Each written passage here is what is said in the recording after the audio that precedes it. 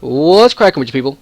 This is Devious Wolf, and welcome back to another episode of Let's Play Dead Space.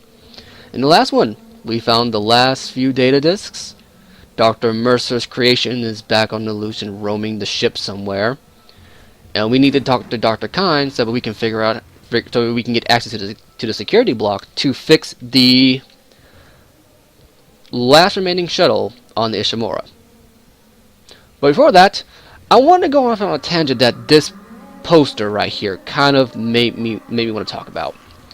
And we're gonna forgive me, this goes on for a bit. I'm gonna try to keep this short just because I'm sure people are tired of hearing about this, but I wonder, especially in this day and age where a lot of people are trying to make things a little bit more PC, trying to make things less, I guess, offensive, even though I really don't find that poster offensive.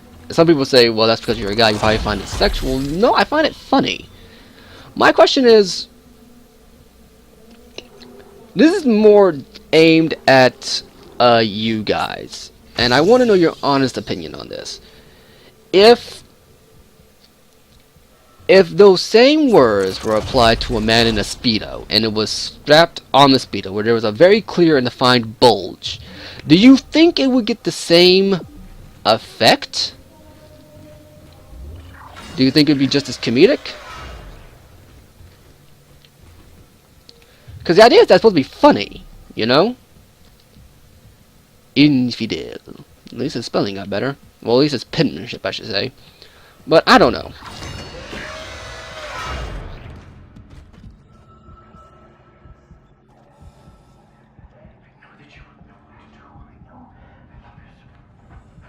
You've made it! Oh, thank God you made it. I've been following your progress. I know you want to repair the executive shuttle and leave this place, but escape is impossible at this point. The shuttle shock point drive is destroyed. No. Don't lose hope. Don't lose hope. At first, I lost hope. I tried to scuttle the ship, sabotage the systems. But Amelia, she changed things. The church, they think the marker is divine, but they don't know what's happened here, what's been released. Look. Look at this.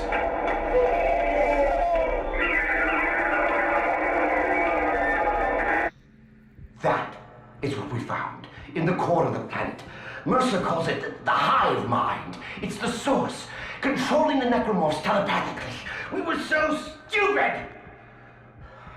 But Amelia, she knew it could be stopped by returning the marker to the planet.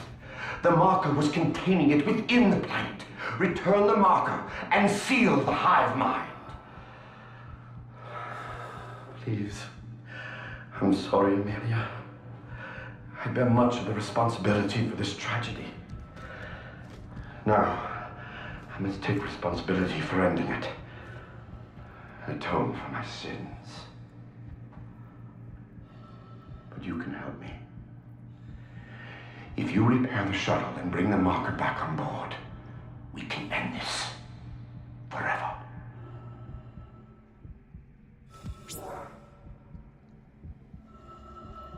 Wow. That gives us an idea of what we're dealing with now. A very big idea. Now, as much as I want to go to that door, we just gotta go semiconductor. We're gonna go ahead and buy the new suit.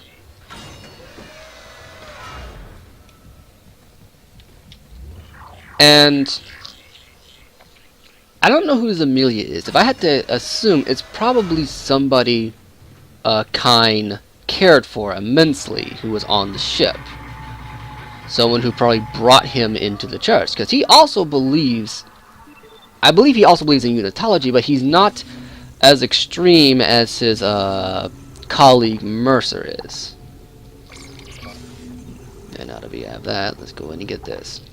And we can see our fancy new suit. But yeah, it's just, I think Mercer is trying to tell us that the only way to really stop this whole thing is to put the marker back where they found it.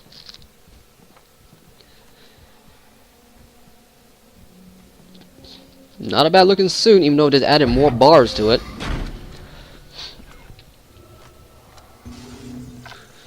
But, for lack of a better term, this is the closest thing we have to solving the problem. Because if you think about it, we could just take the shuttle and leave. As far as we know, the Necromorph threat is pretty much isolated to this planet and to the ships, as long as we don't bring it with us. See, he just went back to staring at a corner. As long as we don't bring it with us, we're fine, but who's to say that some dang fool won't find it and bring it with them? It's kind of that, is the idea that we can just leave, but if we do, who's to say this won't come back and bite us in the butt in a much bigger way later on? You know, it's one of those kind of moments. These must be the captains, because I think we're now approaching the captain's quarters. Hello. Freeze. Right there. Hold it. Oh, hello. I'm taking group pictures.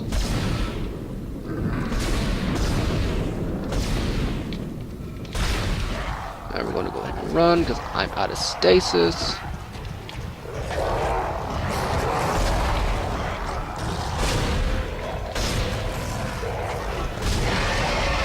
Okay, there's that.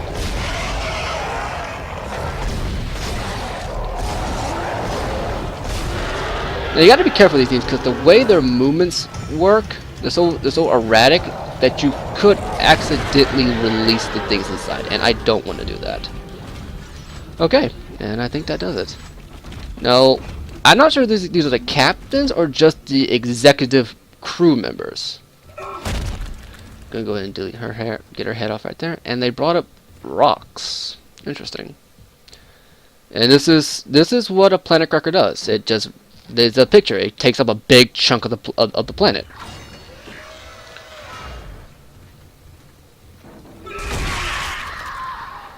And that's why you want to stomp on every one of those things. I'm not gonna lie, when I first encountered one of those traps, it scared the mess out of me because I'm like, oh god, gonna use a small one.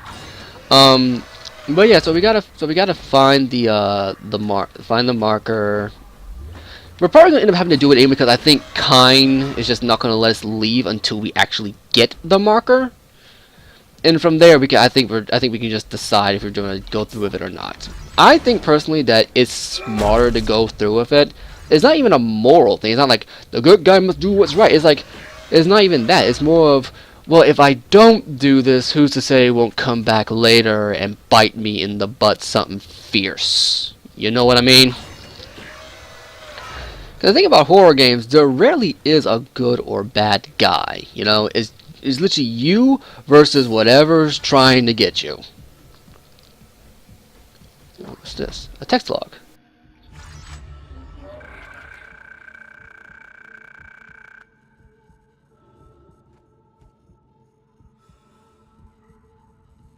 So yeah, this is this guy's manifest.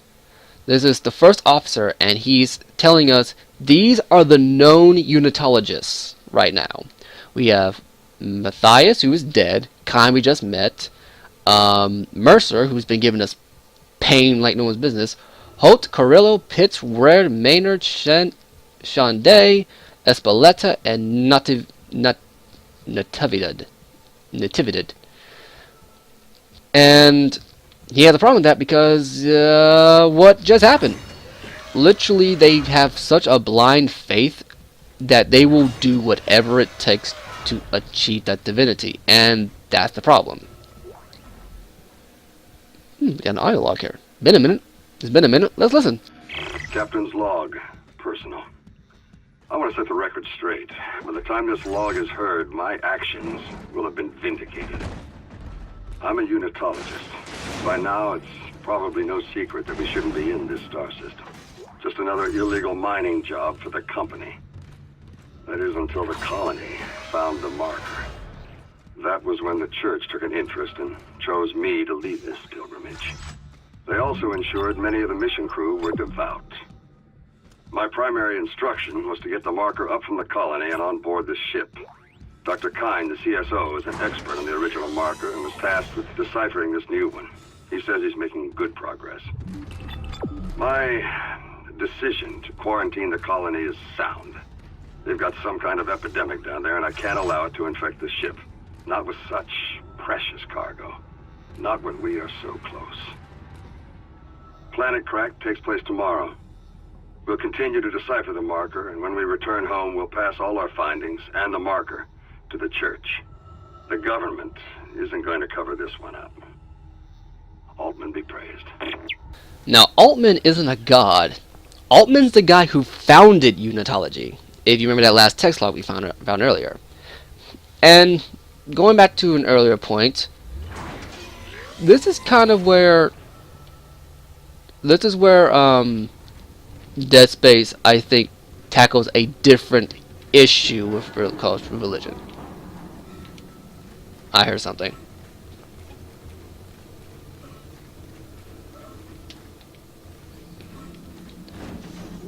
This is where it tackles a very different idea.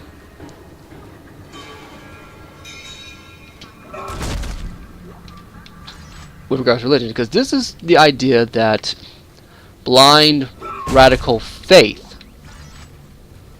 is that blind radical faith will lead to bad things, and I think it makes a decent point of this. And by crafting its own religion to convey this point, no one feels directly targeted, but you do see the argument here that oh man, I don't have a stasis thing, do I?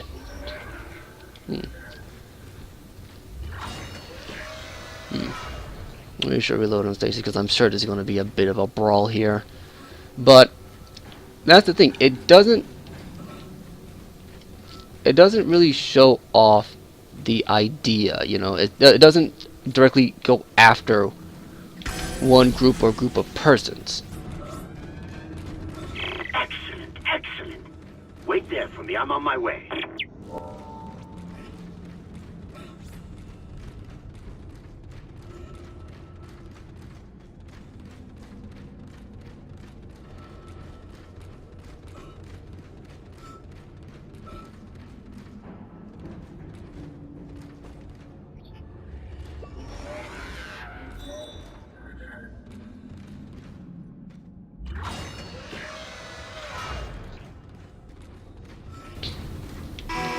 Firing shuttle engines. Oh, that's loud. Oh, hey there!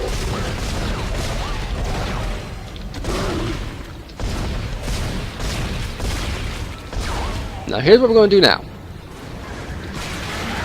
We're going to leave, because this is going to be annoying.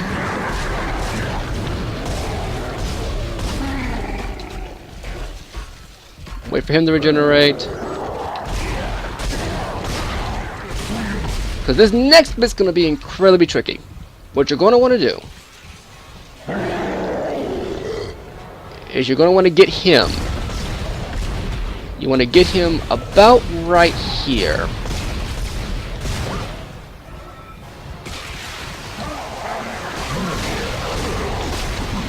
This is why I kind of wanted to have some stasis on me, because this stasis makes this bit a little bit easier. Okay, listen, buddy. Listen, buddy. Okay, guys. I know you're big fans, but I really just don't have time for you guys. You know, I don't do autographs. I don't do.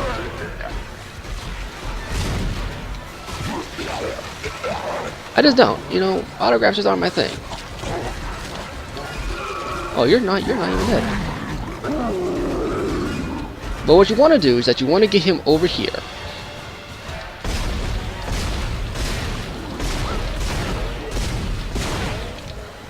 And you want to get him caught in the regeneration cycle.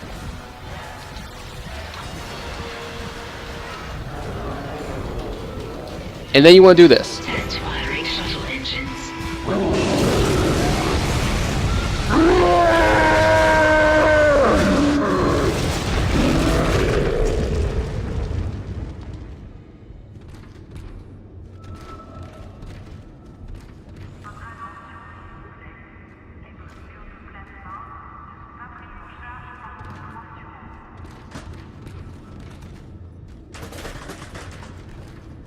It works. Yes, this will work. There's still time to make things right. The shuttle needs to be released before launch. The control platform there. I need you to guide the undocking procedure while I start the shuttle's engines. This will make us whole again. Hurry! I'll take the shuttle up to the flight deck where the marker's being held.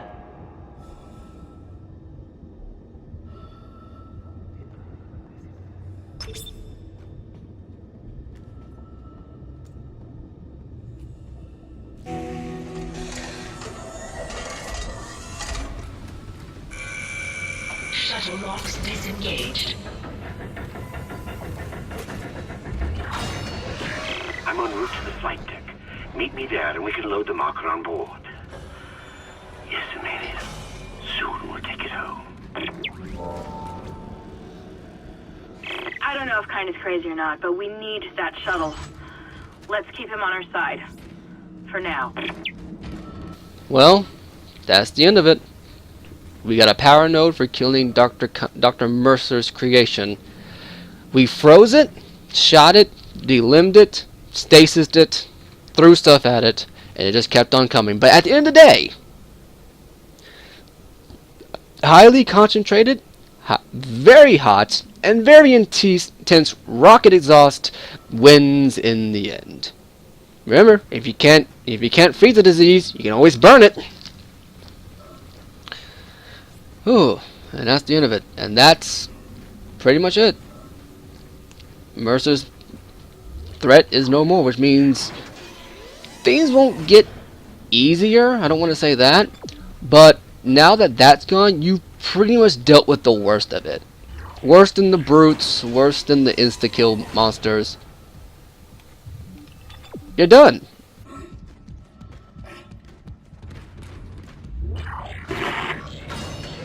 Your time has come. No need to be frightened. No reason to fight. Many have gone before us, and now it's time for us to take the voyage together. Transcend death. The future take its course.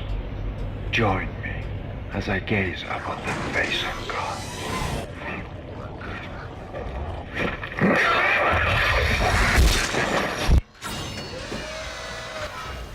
And as you can see, Mercer is about to get turned to a necromorph.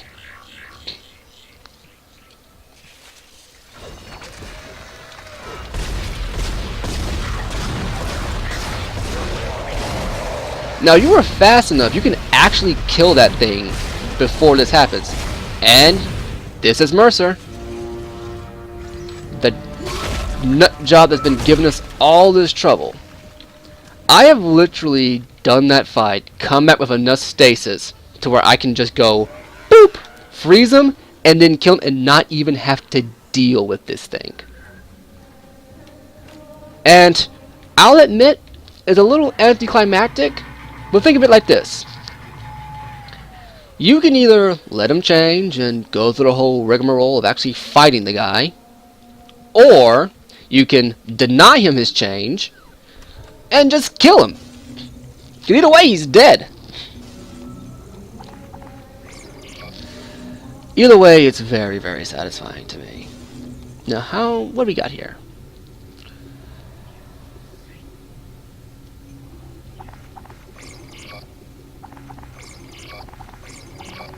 Okay, let's go ahead and get some plasma energy since we're pretty much entirely out. We're just going to buy that much worth. How much is the power node again? Power node is 10,000. So yeah, we're just gonna blow the rest of our money on plasma energy, and that's it. We've pretty much done it. Now, before I finish off this episode, I do want to add one last thought to this whole thing. And that's that Dead Space tackles horror. They try to do a psychological sense of what if a fanatic, someone who takes their beliefs to a whole nother level, a level that it's just too far. What happens? Because something like this can very well happen in the real world. Someone taking their beliefs too far. And it has happened several times, in fact. What do you guys think? We still got a few more chapters left of this ride to go, so you don't have to give your answers now. But I would like to hear what you guys have to think on this. And on another one, in terms of that poster down there, what do you guys think? Do you think that if it was if it was the same joke applied to a different body part, maybe on the male anatomy, do you think it would still have the same impact? Do you find it sexist? Because I don't find it sexist. I'm going to say that straight up. I don't. I do find it quite humorous. But I am interested to see what people think. Because if we're ever going to tackle these issues, if anything else, if you don't take anything else from this episode of me just rambling about different things and different ideas that I think are being conveyed, I want to say this. If you want to deal with an issue, especially if you're somebody who thinks that there are issues out there that need to be dealt with, even if they are blown out of proportion, which I think most of them are, you need to be able to sit down and not only argue your point, but listen to somebody else's point as well. Because it would be very easy to take this game, take Mercer, as a matter of fact, Mercer and Messias, and make it a straight up allegory, saying that religion is bad because this happens. But if you listen carefully to the message, and I mean really listen, think about it, analyze it, you'll find, at least I found, that the message isn't so much about religion, and that the poster isn't so much a sexist statement, so much as is about what happens when you take things too far. And are things funny because we interpret them to be funny, or are things sexist because we look for it? Because it's that age-old saying, offense is never given, only taken. Is it true? Is there truth in it? Or is it just a argument to cover up somebody's shortcomings, to cover up a poorly conveyed message, or just cover up to cover up a blanket statement that is made to offend? I'm interested to hear what you guys have to say. At any rate, I've been a Devious Wolf. This has been End of the Line, I believe, and I will catch you later.